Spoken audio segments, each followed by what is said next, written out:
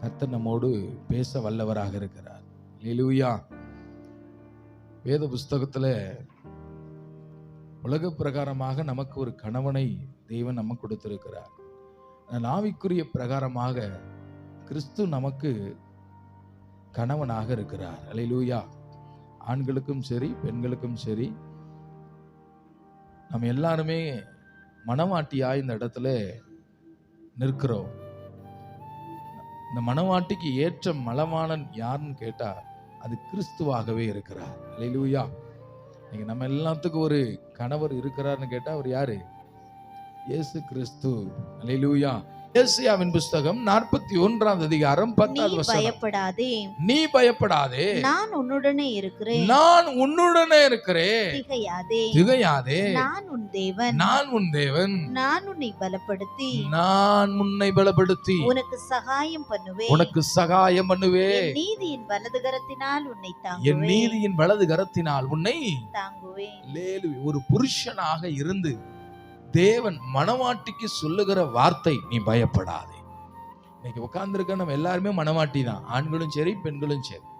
இன்னைக்கு உங்களுக்கு எனக்கும் ஒரு நல்ல ஒரு புருஷன் கிடைத்திருக்கிறார் என்று எத்தனை பேர் விசுவாசிக்கிறீங்க? அல்லேலூயா. அந்த புருஷன் நான் துக்கிக்கப்படும் பொழுது, நான் வேதனைப்படும் பொழுது, என்னடா இப்ப நடந்துருச்சே, என்னடா இந்த காரியம் இப்படி முடிஞ்சிருச்சே, என்னடா இப்படி தோல்வியா வந்துருச்சே, என்னடா ஒண்ணும் இல்லாம இருக்கிறேனே அப்படின்னு நான் ஒவ்வொரு நாளும் மனம் உடைந்து போகும்போதெல்லாம் கர்த்தர் என்னை பார்த்து சொல்லுவார், நீ பயப்படாத, நான் எங்க இருக்கிறேன், நான் எங்க இருக்கிறேன். எத்தனை பேர் நம்பிக்கையோடு சொல்ல முடியும்?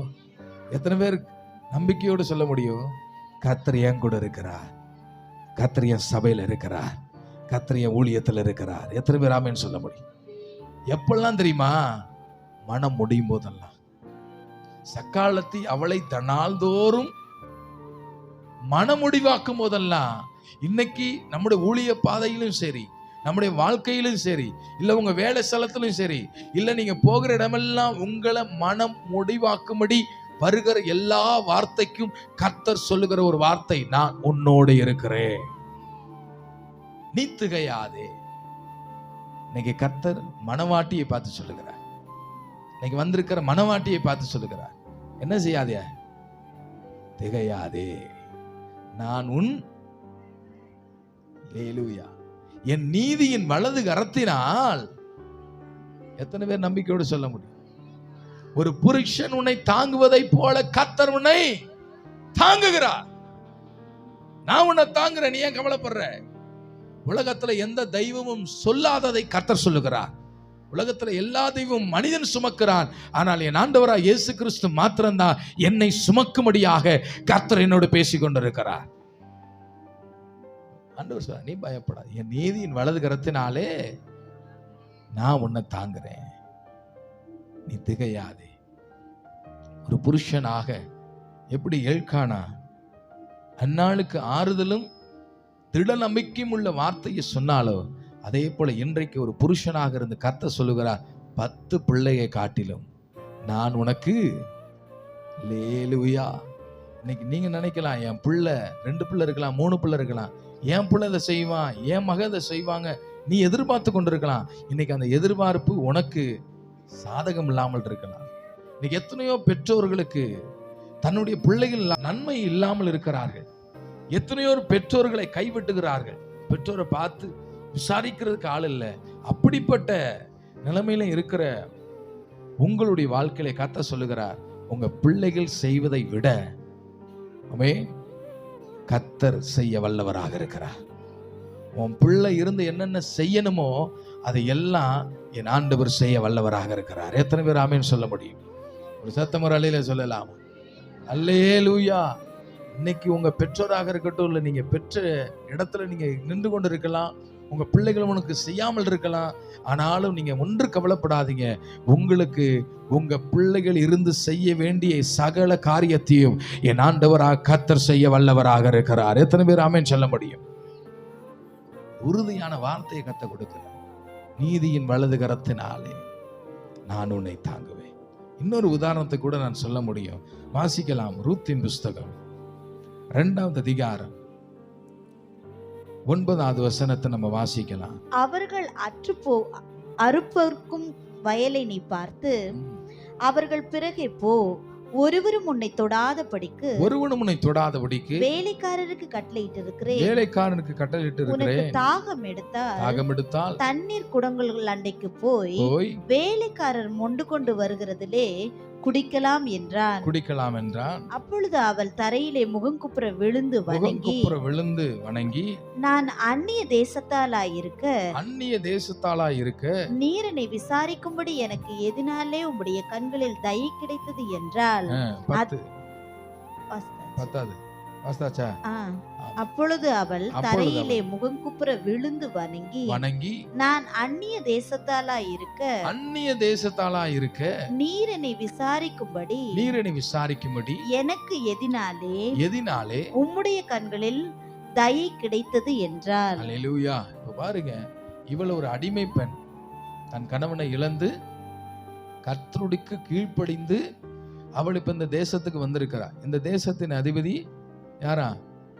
போவாஸ் தான் ரூத்தை என்ன செய்ய போறா? திருமணம் செய்து கொள்ள போறாங்க. ஆனால் இப்போ இவள் அடிமையாக இருக்கிறாள். பாருங்க, ஒரு புருஷன் ஸ்தானத்தில் இருந்து அவளை எப்படி பாதுகாக்கிறான்னா, நீ இப்போ உன்னை யாரும் என்ன செய்ய முடியாது, தொடாதபடி நான் வேலைக்காரனுக்கு கட்டளை கொடுக்கிறேன். உன்னை யாரும் என்ன செய்ய மாட்டாங்க, தொட மாட்டாங்க. உன்னை யாரும் மன உடைவாக்க மாட்டாங்க. உன்னை யாரும் கேள்வி கேட்க மாட்டாங்க. நீ போ, உனக்கு தாகம் எடுத்தால் என்ன செய், தண்ணீரை மொண்டு கொடு. உடனே அவ கேட்கிறா, எதனாலே? உங்க கண்களை எனக்கு தயவு கிடைத்தது. அல்லேலூயா.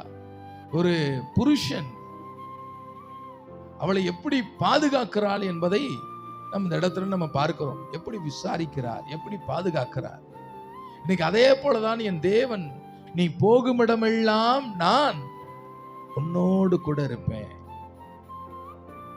ஒருவனும் உன்னை சேதப்படுத்தாதபடி கர்த்தர் உங்களை பாதுகாக்க வல்லவராக இருக்கிறார்.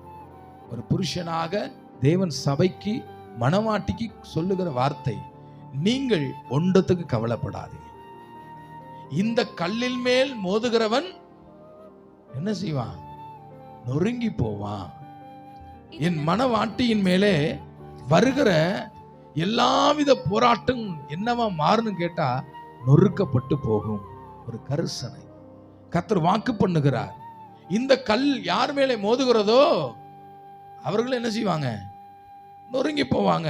ஏன் என்று கேட்டால், கர்த்தர் கட்டளையாக சொல்லியிருக்கிறார், என் பிள்ளையை எந்த மனிதனும் என்ன செய்ய முடியாது, தொட முடியாது. என் பிள்ளைகளை தொடுவோர் என் கண்மணியை தொடுகிறார்கள். கர்த்தர் உங்களை பாதுகாக்கிறார். நீ எப்பெல்லாம் தேவ சமூகத்தில் அமர்ந்து செபிக்கிறியோ அப்பெல்லாம் உனக்கு ஜீவ தண்ணீரை கர்த்தர் உனக்கு தாகம் உள்ளவன் மேலே. ஆமென். எப்பெல்லாம் எது தேவையோ தேவ சமூகத்தில் உட்கார்ந்து நீங்க ஜெபிக்க கற்றுக்கொள்ளுங்க. எத்தனை பேர் ஆமென் சொல்ல முடியும்? அவருடைய கண்களிலே உங்களுக்கு என்ன கிடைக்க போகுது? எல்லாரும் சொல்லுங்களேன், இயேசுவின் கண்களிலே எனக்கு தயவு, கிருபை கர்த்தர் கொடுக்க போகிறா. எத்தனை பேர் அதை விசுவாசிக்கிறீங்க? அல்லேலூயா. உன் தேவைகளை கர்த்தர் சந்திப்பார்.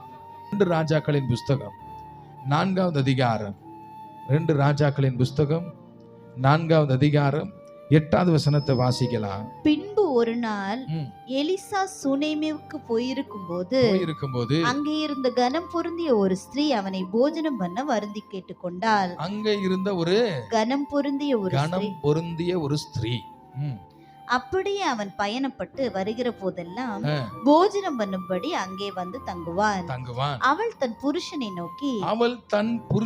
நோக்கி இதோ நம்மிடத்தில் எப்போதும் வந்து போகிற தேவனுடைய மனுஷனாகிய இவர் பரிசுத்தவான் என்று காண்கிறேன். நாம் மெத்தையின் மேல் ஒரு சிறிய அறை வீட்டை கட்டி அதில் அவருக்கு ஒரு கட்டிலையும் மேஜையையும் நாற்காலியையும் குத்து விளக்கையும் வைப்போம். அவர் நம்மிடத்தில் வரும்போது அங்கே தங்கலாம் என்றார். அல்லேலூயா. இங்கு கனம் பொருந்திய ஒரு ஸ்திரீயை குறித்து பார்க்கிறோம். அவள் ஒரு தேவ மனிதன் வருகிறதை கண்டு, இவர் எப்படிப்பட்டவர்? இவர் ஒரு பரிசுத்தவான். இவருக்கு நம்ம என்ன செய்யலாம், நம்ம வீட்டு மேலே ஒரு அறையை கட்டலாம் அப்படின்னு சொல்லி தன் புருஷனிடத்துல இவன் என்ன செய்யறா, கேட்கிறா, ஒரு ஆலோசனை கொடுக்கிறா. எங்க இந்த மாதிரி நம்ம வீட்டுக்கு மேல ஒரு வீடை கட்டலாம், அந்த வீட்டுல ஒரு மேஜை, ஒரு கட்டல், ஒரு குத்துவிளக்கு ஏத்தலாம். ஏனென்றால் இவர் ஒரு பரிசுத்தவான் என்பதை நான் என்ன செய்திருக்கிறேன், நான் அறிந்திருக்கிறேன். இவர் வந்து இந்த இடத்துல என்ன செய்வார், தங்குவார். அது நமக்கு ஆசீர்வாதமா இருக்கும். அந்த இடத்துல ஒரு ஜெபம் நடக்கும், அது நமக்கு ஒரு ஆசீர்வாதமா இருக்கும் அப்படின்னு சொல்லி தன் புருஷன் இடத்துல ஒரு வேண்டுதலை வைக்கிறதை நம்ம பார்க்கிறோம். அல்லேலூயா. இப்ப பாருங்க, ஒரு புருஷன் இடத்துல தன் மனைவி வேண்டிக் கொள்ளுகிறாள், கேட்கிறதை தன் புருஷன் அதை என்ன செய்கிறான்னு கேட்டா அன்போடு அதை ஏற்றுக்கொள்ளுகிறார். 11வது வசனம் சொல்லப்படுகிறது, ஒரு நாள் அவன் அங்கே வந்து அந்த அறை வீட்டிலே தங்கி அங்கே படுத்துக் கொண்டிருந்தார். அல்லேலூயா. பாருங்க, 9வது வசனத்துல அவள் கண்டா, அவள் தன் புருஷனிடத்துல வேண்டுதல் செய்தா, புருஷனிடத்துல அவள் ஆலோசனை சொன்னா, அதை அன்போடு ஏற்றுக்கொண்டார். 2வது அங்கு மேல் வீடு அறையிலே தங்கினார். இன்னைக்கு ஒரு நல்ல புருஷன் என்ன செய்யணும் அப்படின்னு கேட்டா, தன் மனைவி வேண்டுகிறதை என்ன செய்யணும், கேட்கணும். அல்லேலூயா. நீ என்ன சொல்றது, நான் என்ன சொல்றதுன்னு என்ன செய்யக்கூடாது, போகக்கூடாது. தன் மனைவி வேண்டு கொண்டதை அவன் செய்து முடித்தான். எத்தனை பேர் ஆமென் சொல்ல முடியும்? இன்னைக்கு இந்த இடத்துல ஒருவேளை உங்க புருஷர்கள் அப்படி செய்கிறாங்களா என்னன்னு தெரியல, வேண்டுதலுக்கு நிச்சயம் கர்த்தர் பதில் தர வல்லவராக இருக்கிறார். எத்தனை பேர் அதை விசுவாசிக்கிறீங்க? எத்தனை பேர் அதை நம்புறீங்க?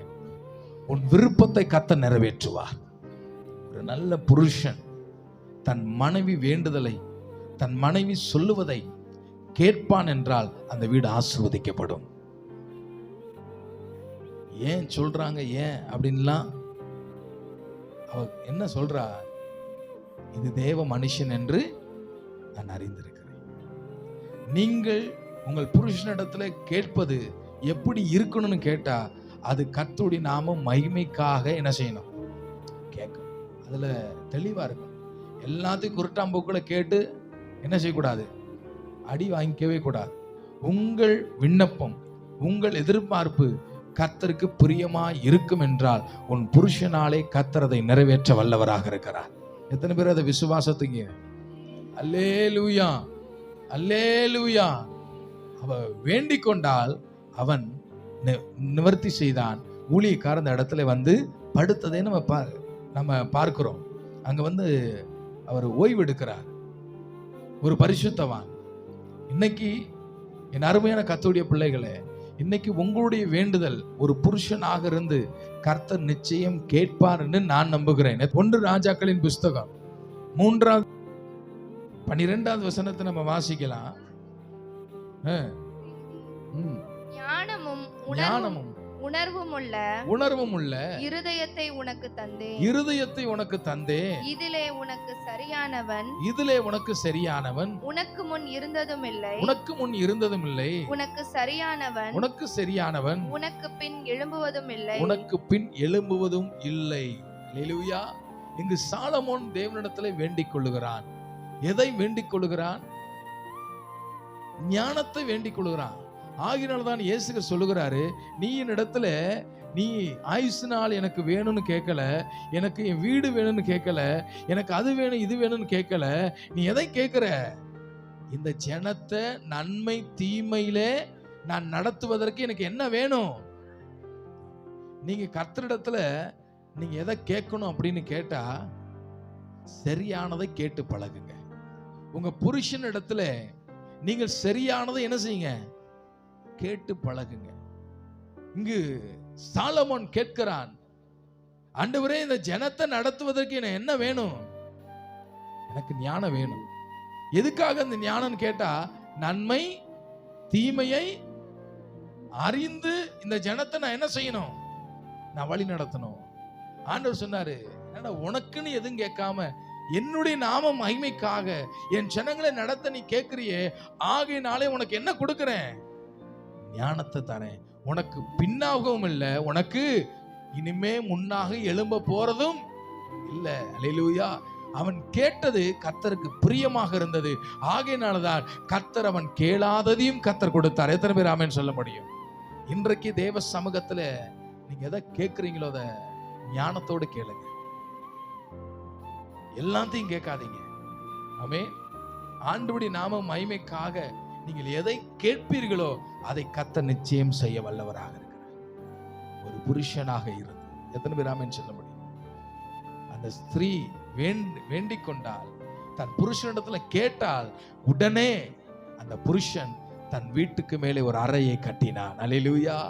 இன்றைக்கு உன்னுடைய வேண்டுதலும் உன்னுடைய விருப்பமும் கர்த்தருக்கு பிரியமாக இருக்கும் என்றால் நிச்சயமா இந்த மாதம் முடிவதற்குள்ளாக கர்த்தர் உன் வீட்டிலே ஒரு அற்புதத்தை கர்த்தர் கட்ட வல்லவராக இருக்கிறார். கர்த்தர் உன் வாழ்க்கையிலே கர்த்தர் கட்ட வல்லவராக இருக்கிறார். எத்தனை பேர் விசுவாசிக்கிறீங்க? ஒரு சத்தம் ஒரு அலையில சொல்லலாமா? நடக்கும் சொல்றவங்க மாத்திரம் ஒரு அலையில சொல்லுங்க பாப்போம். தேவன் செய்வார். நீங்க கேளுங்க. உங்களுக்கு ஒரு நல்ல புருஷனாக கர்த்தர் உங்களை வழி நடத்த வல்லவராக இருக்கிறார்.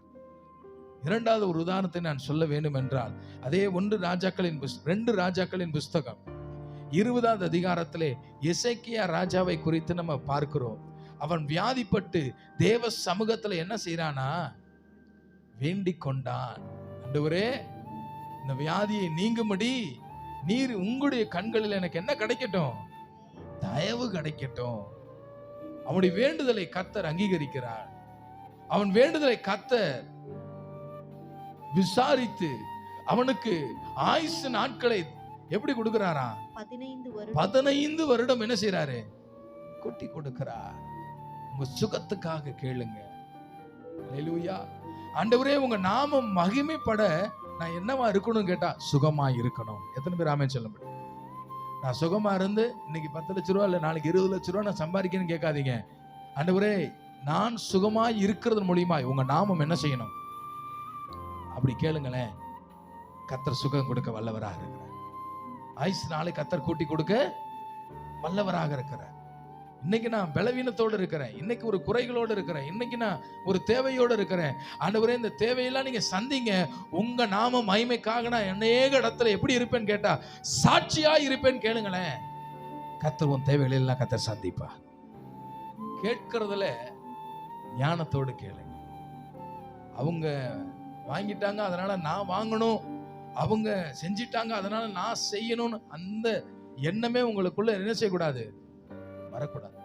அவருடைய விருப்பத்துக்கு இணைந்து நீங்கள் செய்வீர்கள் என்றால் நிச்சயம் நீங்கள் கேளாத ஆசீர்வாதத்தை கர்த்தர் பரத்திலிருந்து உங்களுக்கு தர வல்லவராக இருக்கிறார். நடக்கும் சொல்றவங்க மாத்திரம். அல்லேலூயா. துக்க நாட்கள் மாறும், கண்ணீர் துடைக்கப்படும். இன்னும் சுகமாய் நடத்துவார், இன்னும் பலனாய் நடத்துவார், இன்னும் ஆரோக்கியமாய் நடத்துவார். இன்னும் அநேக நாட்கள் இந்த இடத்துல தேவ பெத்தேலாய் கர்த்தர் மாற்றுவார். விசுவாசி. அந்த சபைக்கு கர்த்தரே தலைவராக இருக்கிறார்.